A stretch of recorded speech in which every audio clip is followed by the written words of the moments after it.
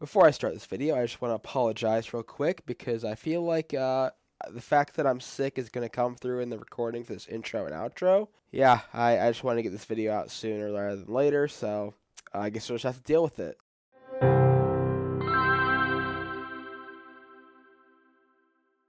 The Xbox 360 is probably my favorite video game console of all time. Ever since I was a kid, I was always fascinated by the thing. I'd play all the great games on the thing and watch videos on YouTube of people playing it, and for some reason, I was obsessed over the fact the NXT dashboard was way cooler than the awful Metro one. Still though, it's truly remarkable how a Microsoft product that came out when Windows XP was still the current operating system has managed to cling to relevancy today, even being 2 generations removed from the spotlight. I mean, it's probably more relevant than the series consoles at this point, especially after that price bump. Regardless, today I figured I would show you something I've been working to perfect for the last few years now. You see, I'm one of those weirdos that likes to do things that you shouldn't do to video game consoles, and this naturally led me to learning how to do the reset glitch hack. Having finally perfected my methods, I think it's time for us to RGH a console together. And what better console than this limited edition Modern Warfare 2 console I sniped off an eBay auction. It's a fat console with the Tenasket motherboard, which is the newest revision of the motherboard in the FAT 360, and has reliable parts that will last for years to come. With that, I now present to you the Idiot's Guide to Modding the Xbox 360.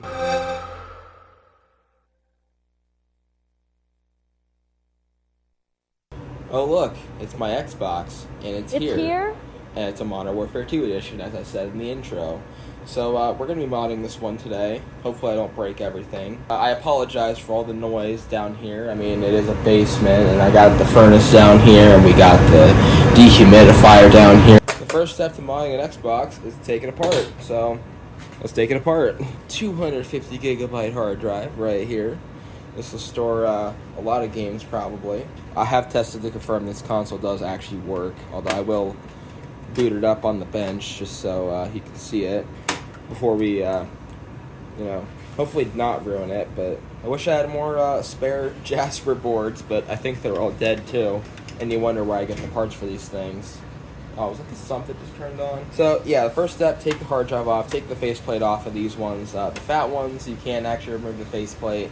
The slim ones, it's a much different process. If you guys like this one, I'd probably do a video on modding a special edition slim. And this one, I swear to God, I haven't taken this apart yet. It's just that loose. Well, you can tell this thing's been used. That should, somewhere around here, should be the extra clip to take this off. I wish it wasn't so fucking loud down here. You know, part of me is kind of glad the stream was an absolute disaster, because the special surprise at the end was going to be a Halo Reach Edition console, and that console, after I modded it, I found out that the GPU died on it. That's why it puked on the Epic Games logo when I tried to boot up Gears of War 2. This one just kind of pop out, or do I have to take this foot off? I'm going to take the foot off and hope you don't lose it. One neat thing about the Modern Warfare 2 shell is that it's pretty much just an Elite shell, but with like gray printing on it for the game. Oh hey, look, we got this one off.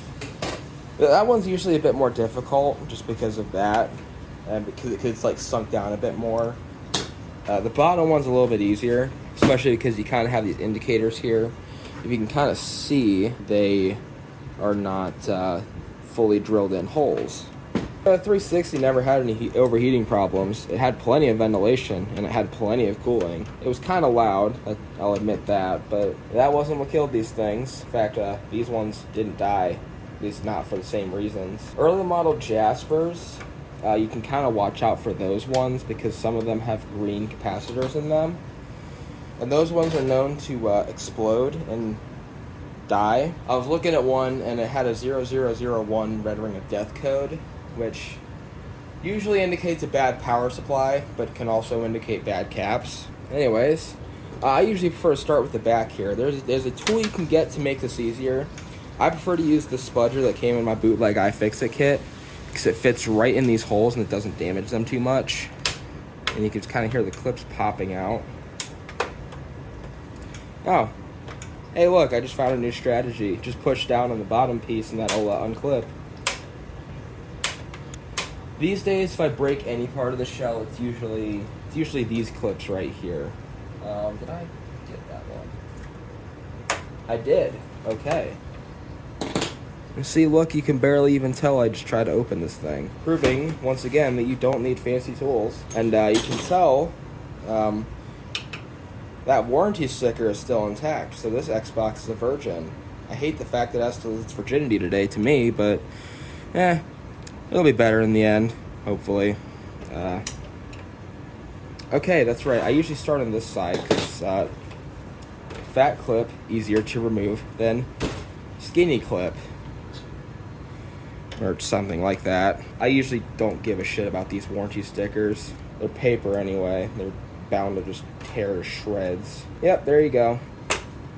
I probably just broke that clip.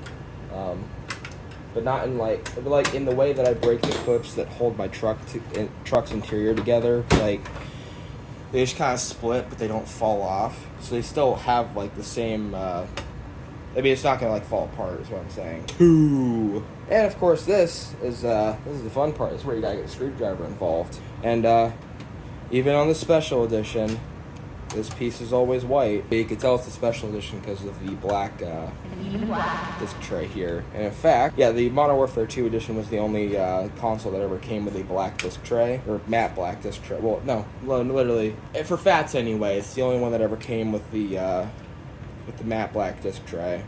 All of the Elites always had chrome trimmed ones. So I'll take the eject button out. That's a very necessary step. And then you grab your T10 bit here for your multi-bit screwdriver. And you want to take these silver ones out that are not rounded on the top. These are the long ones. And we'll take these ones. Okay, sometimes these screws are gold, sometimes they're silver. But the ones that have a flat top, those are the ones that are the elongated ones that hold the top shell down. The rest of them only exist to hold the motherboard down, including these screws here, where the X clamps are indicated. So there's 6 of those screws. Flip the shell over, and then just kind of pull it off. This one's not even rusty, but I've seen rusty ones, and they're actually not as bad as you think. Now this is a Tenasket board, or Tenasket, however the fuck you pronounce it. It's a more modern name for this version 2 of the Jasper motherboard. These almost always come with the black and gold capacitors, which are the good ones. Those are the ones you want because they don't explode. I remember this disc tray. It's a light on. They pretty much all are. Yep, light on. Almost every console I've seen, because I only get the good ones, is a light on. There is, yeah, these are taped down from the factory.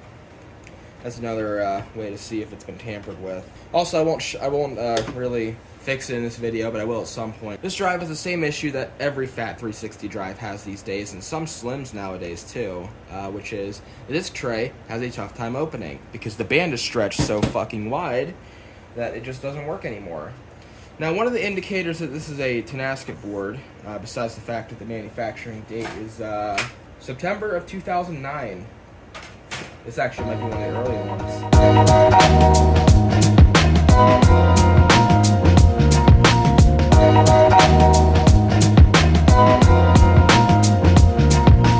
Well, early Modern Warfare 2 editions. That was right around the time they announced these. But one of the features with these is that they actually were so confident in the new GPUs that they went back to the original heatsink that they used for Xenons. For most of the life of these, they had an elongated heatsink because they thought that the Red Ring of Death was an overheating issue. Even later Xenons have it, but every Zephyr has one, Falcons have them, early Jaspers have them, repaired Xenons have them, late model Xenons have them.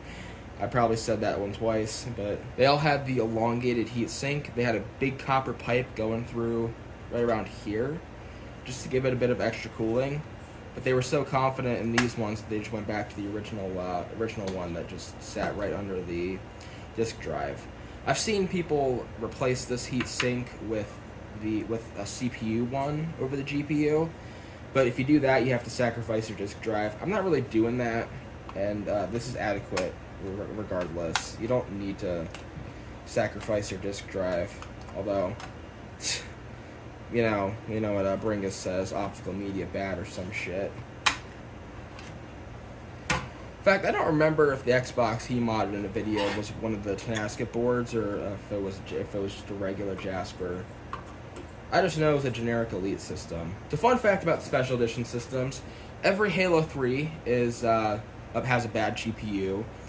Most of them are Zephyr C boards. Some of them are super duper early Falcon boards, but every single one of them has a bad GPU. Some of them did get repaired under warranty, and those ones are good. Ones that have had board swaps are good, but out of the box, every single one of them was bad. Resident Evil 5 Edition 360s, which are the all red ones, they were all Jasper boards. None of them were Tenaskets, I believe, and all of them, they all have good GPUs. A number of them have had the green caps, as many early Jaspers did. Those you got to watch out for. If those goes bad, you just kind of have to replace them. Much easier replacement than a GPU, of course, but still good bit of work to get a console going, but not in the way that's not really worth it, And then all of these are good, reliable Tenasket boards. You will always have a good console with these. Until today. Let's remove the fan here. Oh, actually, no, I said I was going to boot this up. I'm going to put this back on just because before I take it too much further apart. So this is my working test station. We have this big open area for me to have a console of, console size. Kind of just put your board down here, you can test it. I have the power cable. This is a Xenon power cable, the big one. I have it here because it works with all of them, including Slims if you get an adapter, but I do have a regular Slim power supply that I usually just swap in.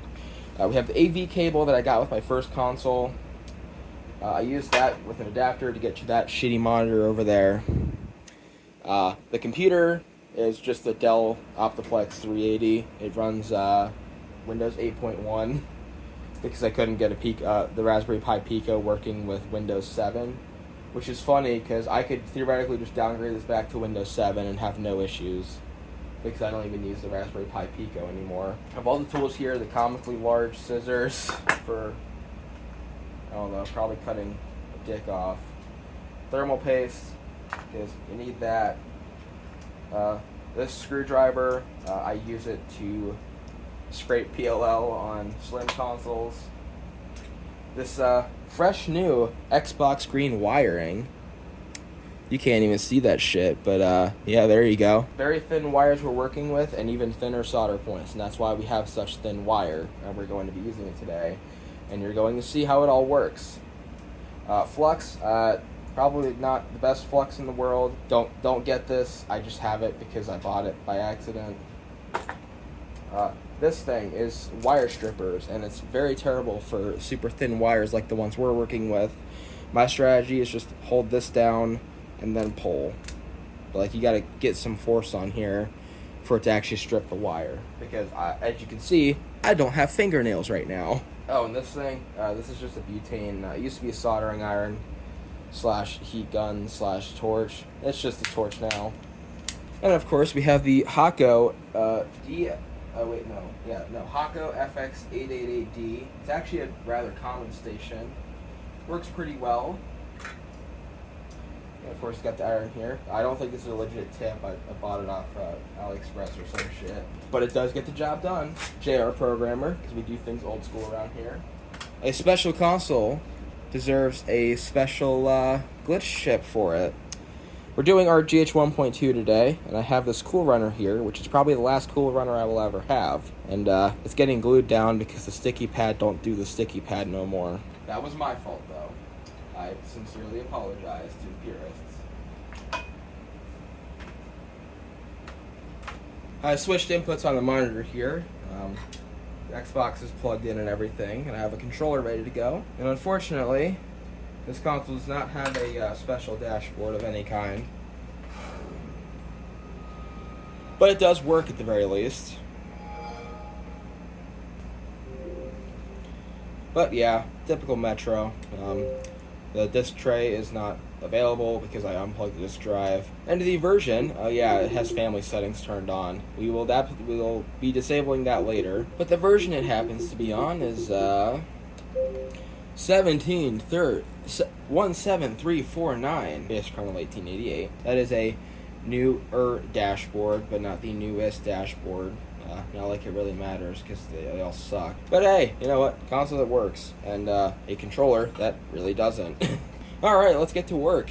Alright, so once you've tested your console to make sure it actually still works, and I've taken the liberty of removing this from the chassis to omit that because it was fucking boring. It was just me undoing 20 screws, and then I blew it off a little bit with the computer duster keyboard cleaner spray shit. It's basically just compressed air / refrigerant. This is actually a very nice motherboard. I cannot wait until I somehow ruin it. Anyways, so I've removed it from the shell because it's easier for you to see it like this. And also because it had to happen at some point anyway. So, the next step, once you've tested that your console actually works, is to solder in these wires. These go to a header that go to the JR programmer. I do have a mini USB cable in the absolute mess here, and this is the cable that you're going to need for the JR programmer to connect to the computer. And I just realized, that's not necessary at the moment. Not unless I decide to flash the DVD drive, I believe. We'll cross that bridge when we get to it. This computer is not in disabled driver signature enforcement mode, so we might have to restart at some point. I forgot there was a power outage. So I have a Q-tip with isopropyl alcohol on it, and we will clean up this header right here. This is where most of the wires will go. And then we'll clean up this header up here, where more wires will go. Just, good measure to make sure that we will not have any contaminants when we go to solder. And I guess since I'm doing a guide here, I should probably clean up my flux too. Or well, the tip that the flux comes out of. We're just going to put some right about here in this general area. And some up here. Never hurts to have more flux. It does hurt to have too little flux. So, I guess might as well go a little overboard for the time being. And we have this solder here that is actually recommended of somebody off the Xbox 360 Discord server. Not sure which one. There's a lot of people on there that talk a lot. So we're going to tin up our points here with our soldering iron. I have it set to 650 on this station. That is Fahrenheit, for in case you're wondering. Because the flux is down there, it should allow me to put solder onto this point here. It's not going very well, but it is going to eventually. We didn't put enough solder on there. Yeah, it's working now. Seeing that, when you have big blobs like that, probably put a little too much there. I'll clean up the iron. And some more up here, see where I'm soldering to.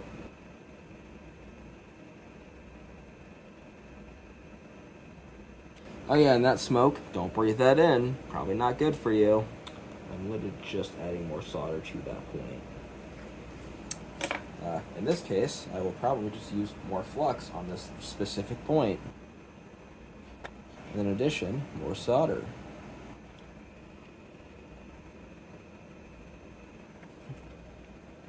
See, now that I come at it with a different angle, it actually works better. Maybe try that if you're having troubles with soldering. Now, our wires are heavily pre-tinned because I have used these before. And I've pulled up the guide so I don't switch these around again, as I did once. We're going to go with the brown wire, just because it's in my hand right now. You probably should shorten these lengths, but I don't really want to ruin these wires, so... This isn't the part that really has to be, like, particularly great. This just has to be good enough that it can make an electrical connection. Red goes above the black wire, so that will go here. I feel like with these consoles, it's a relatively high tolerance for shitty soldering, but it's not bulletproof, or I should say idiot-proof. I'm also getting stabbed right now. That should be good enough. Got blue, very blue, dabba-dee-dabba-die. That will go up here. Want to get it as centered as you can. Doesn't have to be perfect, but less distance electricity has to travel, the better. I totally didn't just burn myself there. Typical. Anyways, now you might be wondering about this yellow wire. This typically gets soldered right above the red wire. If I'm looking at, No, sorry, above the orange wire. But that is a ground, this is the ground wire, and ground kind of sucks, just in general, to solder with on these boards. I've had a lot of the times it'll just get gummy and, like, not melty and not a very good joint. So the alternative, at least for doing the flashing part, is take an alligator clip to the yellow wire and connecting it to a ground point on the console, such as the outside of the memory card port, just because I can. I really need to fuck with the timer on this computer for the screen to stop shutting off. Anyways, where did I set mine? There it is. To grab this, you plug it into the console, and as terrible of an idea as it sounds, you do want to actually plug this in now. You don't really want to do it while you're soldering because you can short out the power supply and make it go red and have to reset it, and that is not a good sign. Why is that not flashing?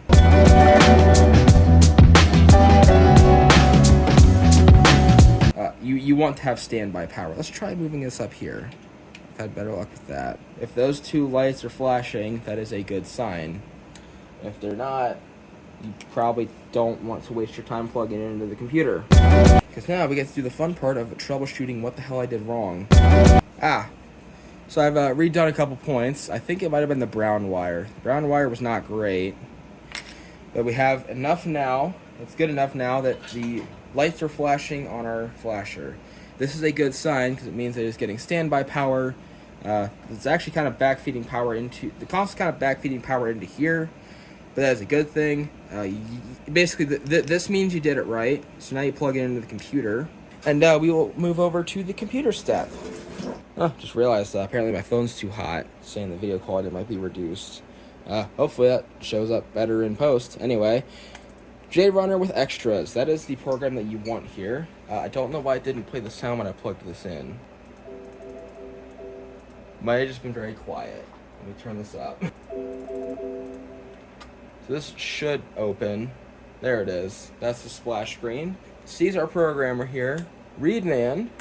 Now it sees that our console is a Jasper. I guess technically it is. It's got the same config for one. And yeah, this will just kind of go along. It's like installing Windows in all of our old videos. Won't bore you with this one, so I will just come back when it's done. Now, as you can see, the NAND read was successful. So we're going to use SMC Plus just for shits and giggles, and we're going to create Zell for the console, and then write that back to the NAND. This is how we will get the CPU key, so we can actually, create custom NAND images, like the one for... Oh fuck, I gave away the surprise. Anyways, so that's done for the console's NAND, but I have forgotten that I'm using a glitch chip, and I will subsequently have to program this glitch chip. Luckily, the JR programmer here is multi-talented. With this fancy schmancy cable, we can adapt this thing to our glitch chip, which is already in programming mode. I realize now that because I'm using a old Cool Runner, this is heavily outdated now, but this is just what I have at the moment.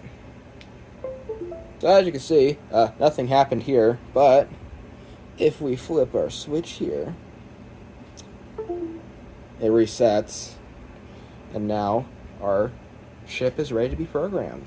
So we'll click Program Timing File on here, and we will use Timing File 20, just because it's in the suggested range, because I can. Program. The fuck? It's clearly there. Okay, we'll try again. Why is it not fucking seeing it? I have to remove that thing. I've removed the thing here. Does that make it work better? No. Well, what the shit? I think I figured out why I wasn't going to use that one. Well, it seems that our Cool Runner has died. Well, I know these are rare these days, but a non-working Cool Runner is about as useful as, it's not even useful as a doorstop. Can't stop a fucking door, can it? Rest in peace, Team Executor. It was fun while you lasted. Well, time to go buy a Matrix. I'll have to put this video on hold for a few weeks, but You know, when shit don't work, shit don't work.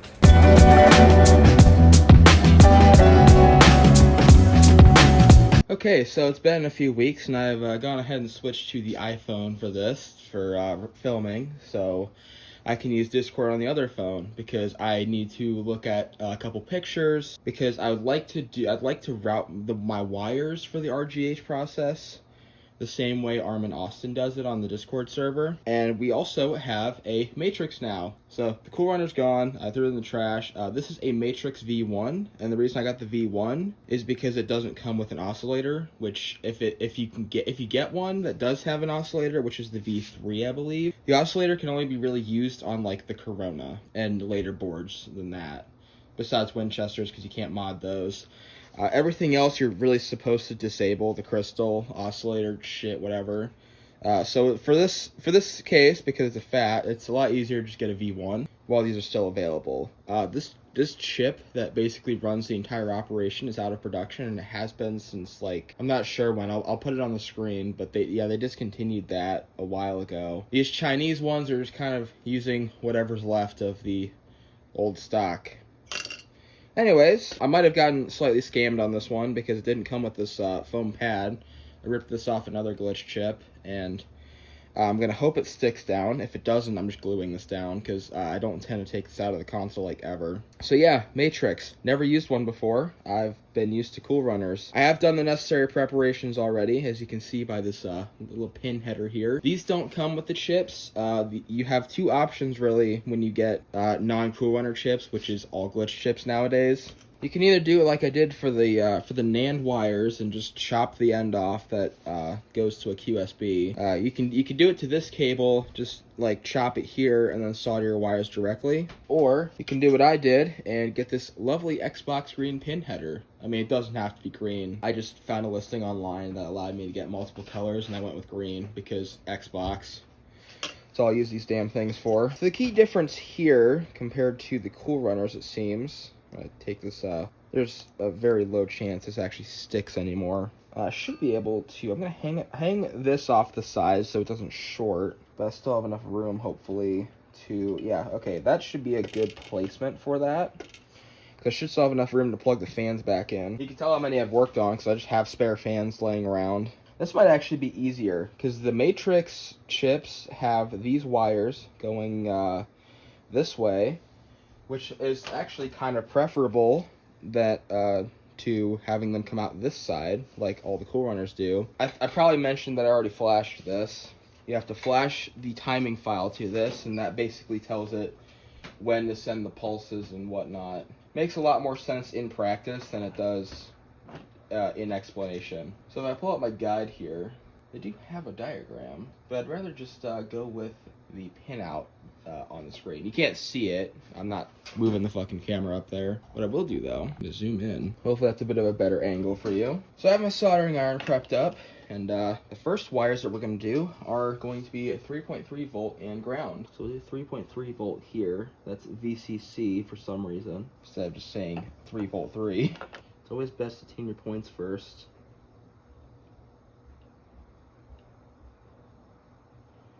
Yeah, something like that. Now we'll put some flux on ground and do that while we're at it. And I need more solder. Yippee.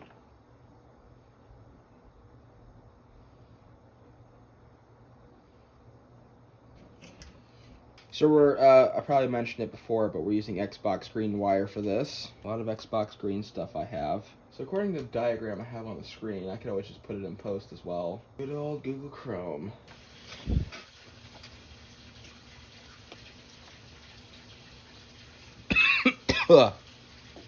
Definitely don't breathe that in. That's good enough. And then ground. This one's going to be a pain in the ass. I've heard something about like soldering just to the AV port or the USB port.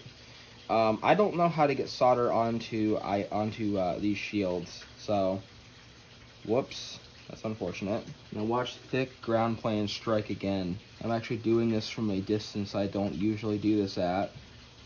Okay, there we go. It's actually kind of sticking now. All right, let's strip some wire. These wire strippers suck for the job, but this is what I have, and this is what I'm going to use. And the trick I use here is to squeeze it a little bit, clamp it down, and then hope that I have enough force on this one to actually strip the wire. Now what I like to do is take this out and just kind of like get a feel. If you have slack in your wires, it doesn't matter that much. It's cleaner if you have less slack, but it's not the end of the world to have some. I think what I'm gonna do, where I made this curve, is I'm gonna cut at the end of that. There we go. Now I understand that I have fat fingers and I'm covering most of it, but this is the wire we're working with. Supposedly this is 30 AWG. Let me actually put it on the heatsink. You might be able to see it a little bit better. This shit looks damn near translucent. This is why RGH is considered like a difficult thing to do. It is definitely not a beginner's soldering project. And you know what? It's going to become even less of a beginner's project. I'm going to chop the end of this wire off. You can't even fucking see that. The camera does not want to focus. Let me try this. Okay, yeah, you genuinely cannot see the wire end no matter what I do. If I move the board,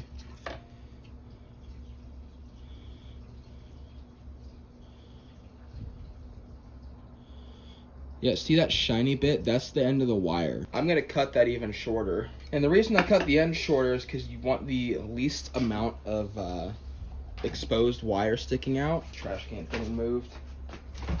I have to lower the camera for this. Well, that's about as good as I'm gonna get this video, because yeah, that light be shiny and it reflects the flux amazingly, which in my case is horrible. Do the easy pad first. Let me grab the iron again. I have this set to 650, so I'm going to melt this and just kind of drop the wire in there, and just for good measure, let's add some extra solder. That worked amazingly, actually. Now let's do the difficult one. See, with wires like this, you can just kind of like bend it to shape and it stays there. I say with the AliExpress shit. No, I did not want it to go that way, but honestly, I just want this to go as easy as it goes. All right, I'm getting this out of the way. I will have to resolder those later. It may not look like it, but there is a joint there now. It's on that pad. And now for the worst one. Another strategy I like to use sometimes is I have the I solder this end first to have the longest ground wire in the world, and then kind of just run it to the length I want. Because these pads are a lot sturdier than the ones on the board. The issue with that strategy though is after you get the wire stripper in here, and I didn't do that. Just why I don't really use that one. You know what sucks? I really thought this wire would show up better on video. It does not at all. I'm gonna bump my temperature up.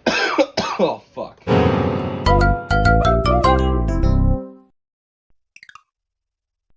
I'm bumping my temperature up 50 degrees just to see if it works a little bit better. I don't know what the equivalent of that is in Celsius because I'm American and I don't use that shit to measure temperature, but hey. I'm gonna move this over here. You don't want to go too hot because you'll melt your pads off the board and you know, just ruin everything. I'm currently sitting at 700 degrees right now. Usually it's a little bit much, but I think it'll just make the process a little bit easier with just the combo of everything I'm using. Oh, I just ripped all the solder off of that. Awesome. Honestly, if it's making a connection, it's good enough. Problem is, I'm still not very confident. I think that, yeah, okay, so the 3V 3 was slightly curved. You genuinely cannot see what I'm doing here, but okay, that's not, oh, that's horrible, actually. How it started versus how it's going. But I mean, hey, there's a connection there. For shits and giggles, I want to see what happens if I plug the console in. It lights up. That means it has power. And it has ground. Otherwise, there would be no lights. Alright, so I was kind of dreading having to do this because of the fact that the washer's running upstairs and it's ruining my video. But, because... oh, even better. It's fucking shaking now. Anyways, so a lot of people hate doing the X-clamps. It's not the easiest thing to do in the world if you don't have the right tools. I don't have the X-clamp removal tool because fuck that shit. I don't fucking need it. I used to have a pair of tweezers I like to use for this. They've gone missing. I don't know where they're at now. I had them not that long ago, but they're just out fucking thin air. They're just gone. Anyways, so I've been using a flathead screwdriver for this for a while, and I was going to use that, but I found out that this pair of tweezers, which isn't the one I like to use, but they're pretty similar. The only difference was that these were like angled. They were angled tweezers. These ones aren't angled. However, I just found out yesterday. Oh yeah, I added a standby clock to the board. You didn't see that. I did some mining off camera, but there was no way you were ever going to see that with the quality of video that I can do. Anyways, so I figured out that this pair of tweezers works just as well as the old one. So you just kind of like stick it in there and then pop. That makes it a lot easier, especially if you're doing a slim console and you only got to deal with one of these. Okay, this is not as easy. Alex, I'm not on the X clamp. That's not what you want to do. And the reason I'm taking these off is because the thermal paste does need to get done. So that was the CPU heatsink, the bigger one. On older Xenon and Zephyr consoles, they have the water new CPU, and those ones will have a copper heatsink on them, and they are not interchangeable. I've also seen some consoles that have this on the GPU. Those are ones that are done by people, and the only way you can do that is if you ditch the DVD drive. So it's really best for like testing. Sometimes you can get lucky and you only have to pop 2 of them off. I usually like to do 3 and then let the 4th one deal with itself. Yeah, that was the easiest it's ever gone for me. So I know what pair of tweezers I'm using now to pull these off. Oh, someone posted a very...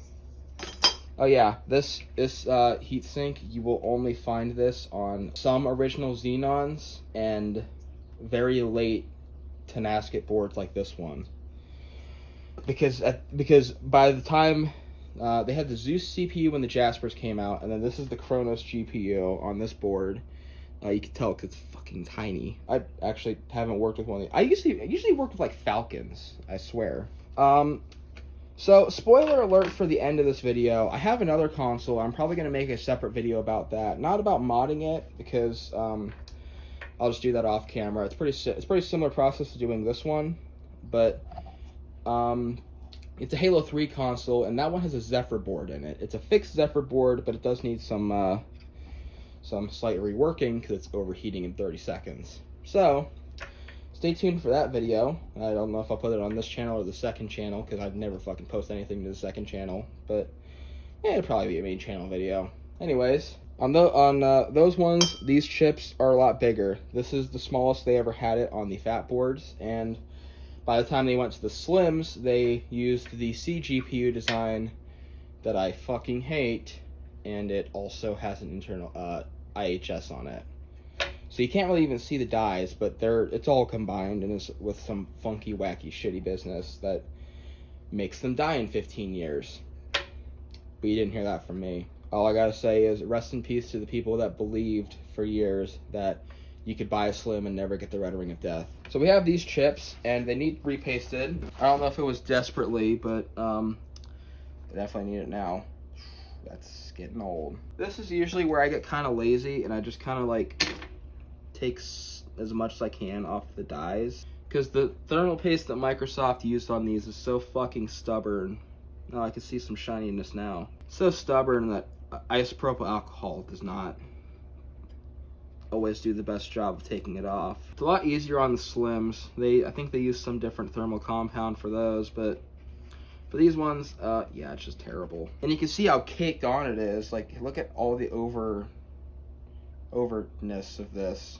Yeah. God, I'm not used to seeing it this fucking small. I'm also not used to being able to do this with just a Q-tip. Like one. Usually I gotta get multiple involved. Alright, we got some shininess now. We can put new thermal paste on. Usually I don't really bother with the heat sinks, but just because I'm doing this on video, I will. I mean, I really haven't had much issue with a fat console even after doing my janky methods of repasting.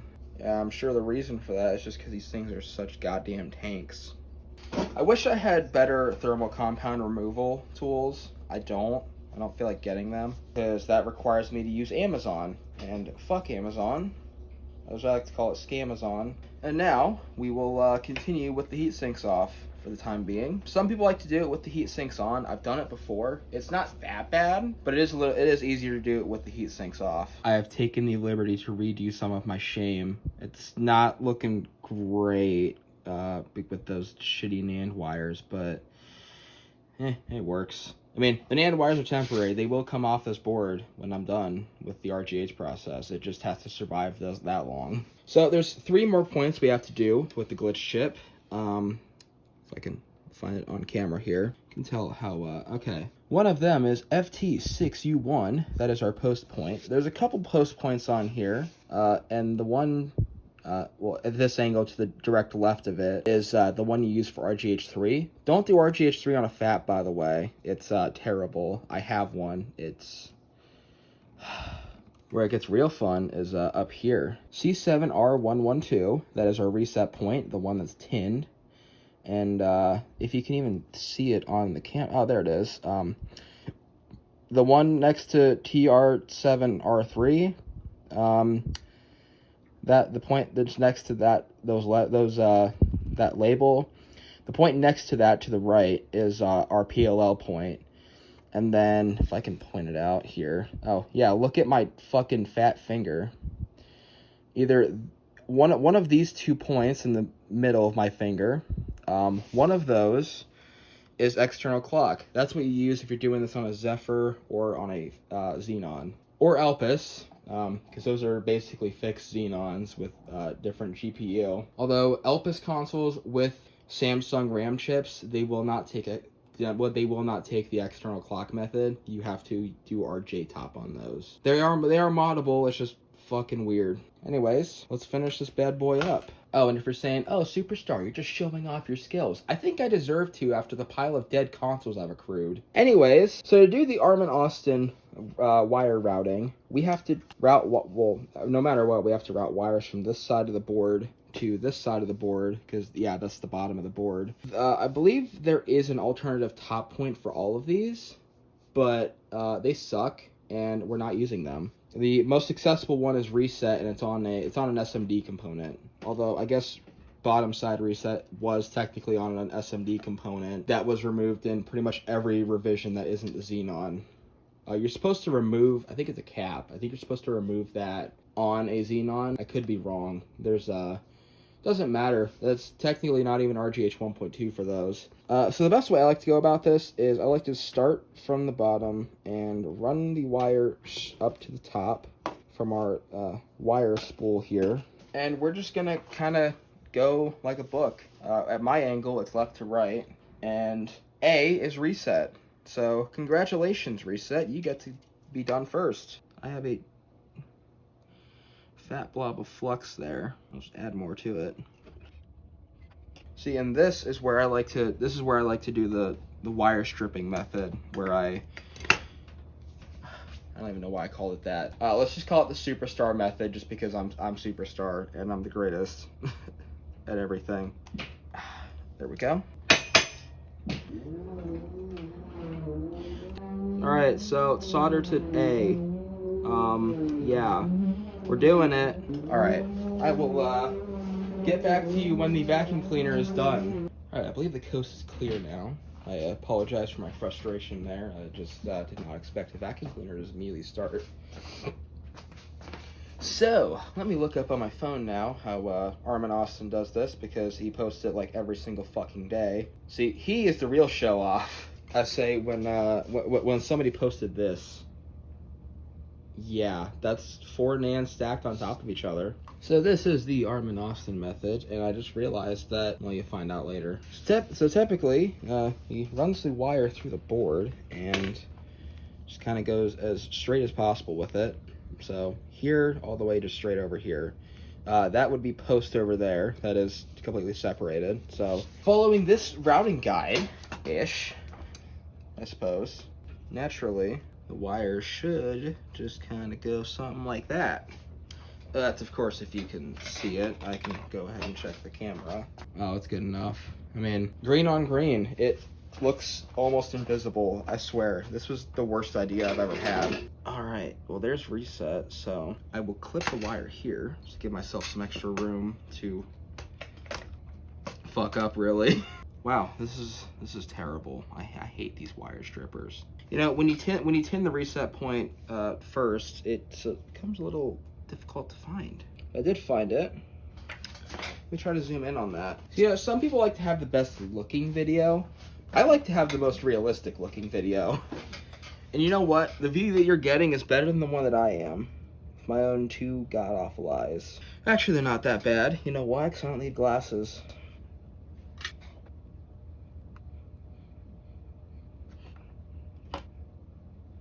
You know what I haven't been doing that I should have been doing? I haven't been tinning my wires. I should have been tinning my wires, but I just haven't. But it's been working okay enough for now.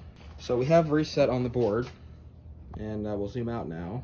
And we're gonna run the second wire straight back through where this one came out of, because that's the way to do it apparently. I didn't think it was, because you'd think that would introduce noise into the equation, which is something that mechanically, electronical, I don't fucking care. If it works, it works. I've had even worse routing jobs work just fine, but those were on Falcons, so I don't think I've actually done RGH 1.2 on a Jasper style board. I hear these can be a little bit finicky, and they give you a capacitor with the matrix to potentially increase the chances of it actually working. Typically though, the reason it doesn't work is because of user error, and I suck at this. You know what, you can get away with longer wiring lengths out of like on this side, because you have much larger pads to work with.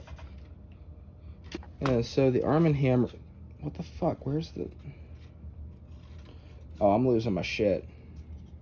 Oh, that's okay. All right, that makes sense now. I just did an entire loop. So the spool is getting a little bit longer than I'd like it to be. Let me wrap that up a little bit. So the routing for this is, so you want it here, right? No, over here. That's where you want it.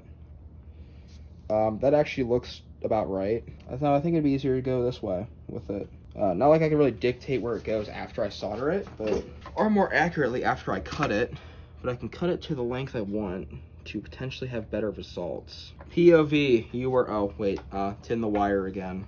POV, you are soldering a glitch chip to an Xbox 360 because you want free games. There's not a whole lot of flux on that. Oh, I'm gonna put some more down. I think I'm doing a little bit more than I'm supposed, like I need to. I also just realized I'm really not even doing the Arm & Austin method. I'm trying to, but my wires are way too fucking long. And you know what? That's a-okay. I think we'll be okay. I think we'll be all right.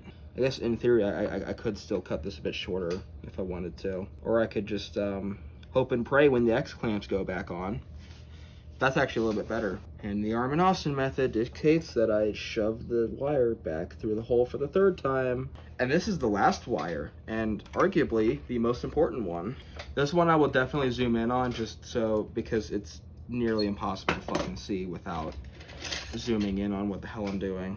I don't think it's quite as impossible to see as standby clock is. I mean, it's literally tapped to the side of a resistor. Not a resistor, who fucking cares? It's a SMD component, and it's tiny, and it sucks. Oh, okay, so, yeah, I'm looking at the diagram here. Reset's done, post is done, clock is done, D and E are unused, and F is PLL.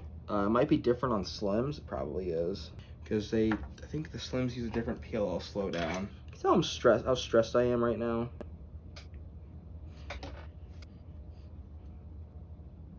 Yeah, because last time I did this on video, it didn't go so well. Fuck. Oh, that's actually on now. Okay, I'll take it. I thought I would completely lose it the moment I coughed. You're really not supposed to breathe in flux. So, straight down the line, basically. All right, I see where it's at now.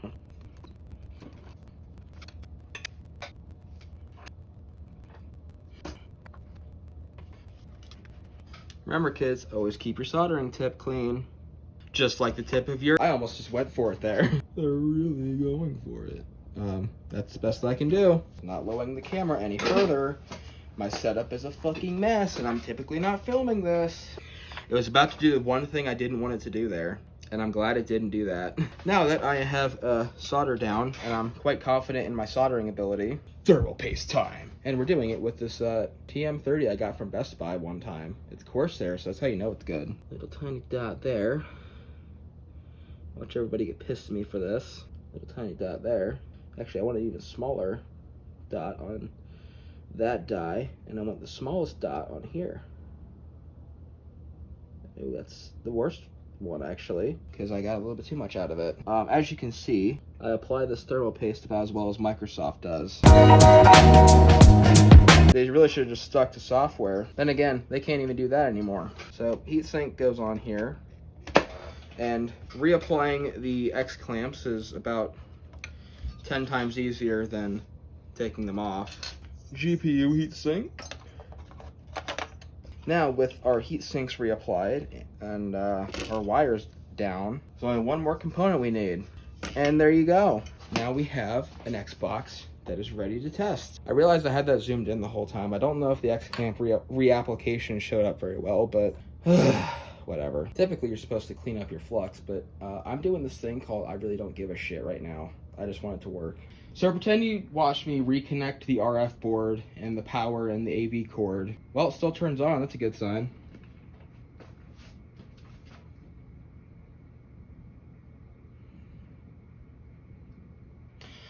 You know what I forgot to do? You know what I really forgot to do? I'm a fucking moron. You know, Bringus Studios did a video where he RGH'd a console with a Matrix chip. And you know what he forgot to do? The same thing I forgot to do. You know, if you want to know why I called this video The Idiot's Guide to Reset Glitch Hacking Your Xbox 360, this is why. Because I'm used to Cool Runners where you don't have to do this. So, what I'm doing here is something that you're typically not supposed to do in soldering, which is bridging 2 points. Give me all the solder I need. There we go. And now, it should work, hopefully, maybe. I don't fucking know. You know, it's even funnier. I almost did that yesterday when I was prepping the glitch chip, and I thought I would do it on video. And then some fucking idiot comes along and just doesn't do it. The problem is, I did that and it's still not working. So I'm not even looking at the screen, but this is what I'm looking at. So you turn it on. That flashes for a moment, and then it just doesn't do anything after that. So here's what I'm gonna redo. Everything. And I'll see if that makes it work. Alright, I figured it out. So remember when I was soldering PLL and I said it didn't do the thing that I specifically did not want to happen? It did the thing that I specifically didn't want to happen. Now this isn't it. I actually fixed it. But there is a couple SMD components right there. The one, if I turn it this way, it might actually be a little bit easier to describe. So PLL is the tiny little point there. There is I believe there's I think there's a cap below it and a resistor above it. I'm soldered to the resistor above the point because it is electrically connected to PLL, and therefore it just kind of works. Not the greatest advice in the world, but this is the idiot's guide. This isn't like Mr. Mario doing this shit. If you solder to the component below that, everything just fucking breaks. So, despite that,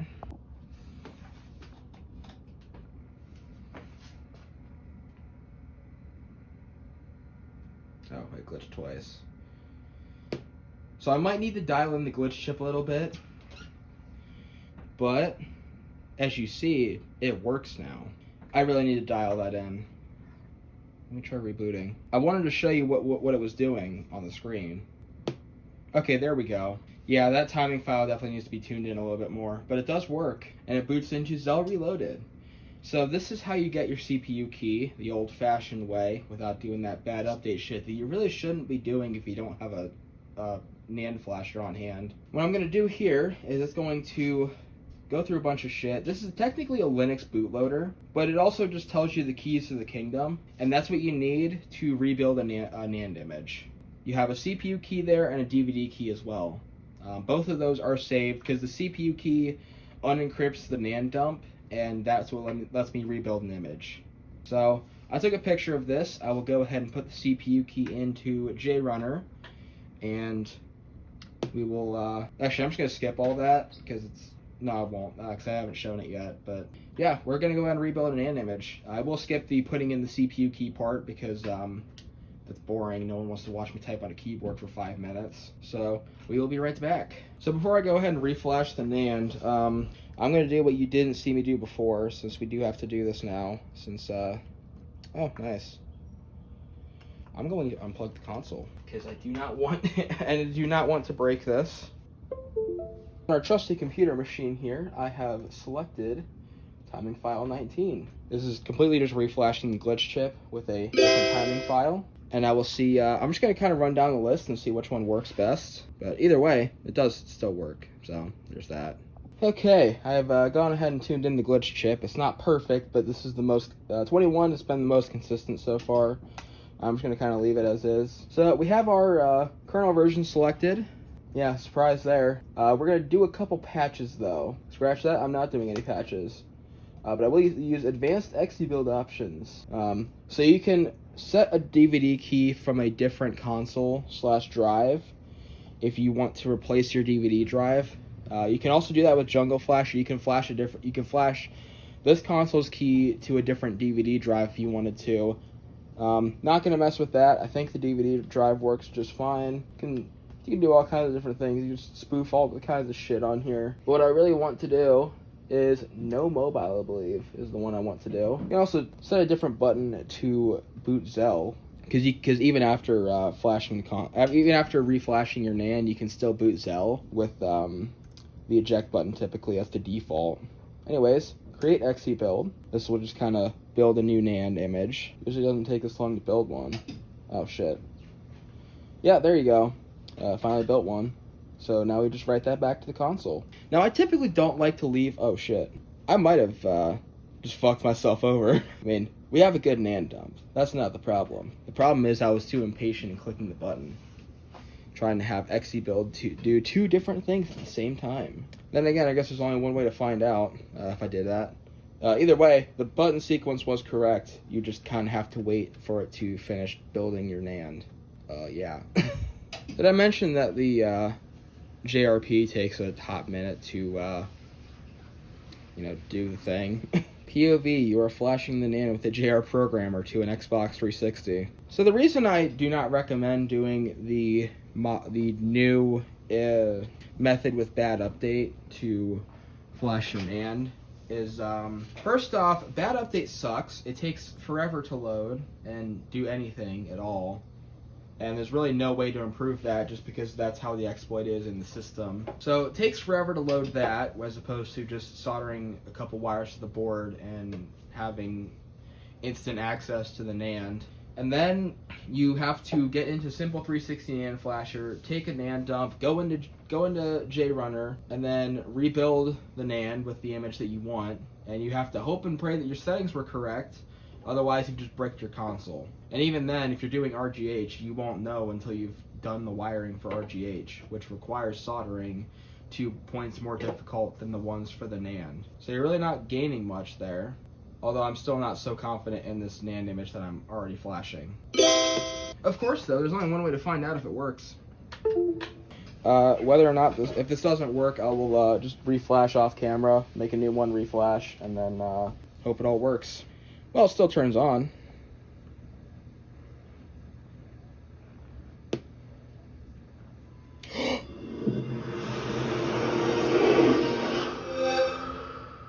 Well, I'll be damned. It fucking worked. I've never done this before. So, the surprise here was that I just reflashed NXE to it. This is an NXE console now. Like a real one. So I've never done the initial setup before. And in fact, I'm actually going to shut this off. Because I want to put it back in the shell before I do that. So, we've done a lot of soldering today. I will be desoldering the NAND wires off camera and putting this back together. And if it hard cuts to the console being put back together, then that means everything worked. I pray that it hard cuts to the console being back together. So that still wasn't feeling very reliable, especially after screwing it down. But after adding that little cap there, who would have guessed that this would be a finicky one? Every time the light stays on, it's not glitching. It's doing something fucking weird. I don't know what the deal is with that. Hear that pop. So yeah, that was necessary. I did install it. It's working better now. I will move that leg a little bit further because that's definitely going to hit the DVD drive. Hopefully, now I can put it back together. Okay, so the Modern Warfare 2 console is back together. And it still works, last time I checked. So, that means we get to do the initial setup.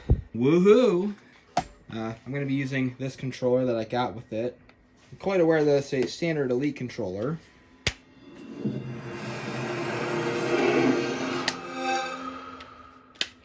I'm also quite aware that this battery pack sucks and barely works. And the controller is paired. So, I do want the QWERTY keyboard. That's just what I'm used to. United States. No. Then choose an existing one. I want to see what's on this hard drive. Oh, this one. Let's use the profile then. Oh. So, you can tell it does not have the avatar update on it already, but we can see the games that this profile has played. Hey.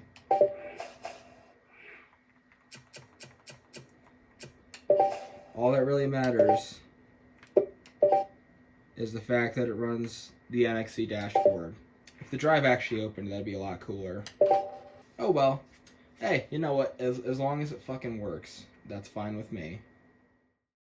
Well, that was fun. I didn't expect this video to be as long as it was or sit in development for as long as it did, but I'm glad I was able to show you how I RGH my consoles. The console now is safely seated on my shelf with my other systems, but with the NXT dashboard it feels a lot closer to what the experience of using this console would have been like in 2009 and 2010.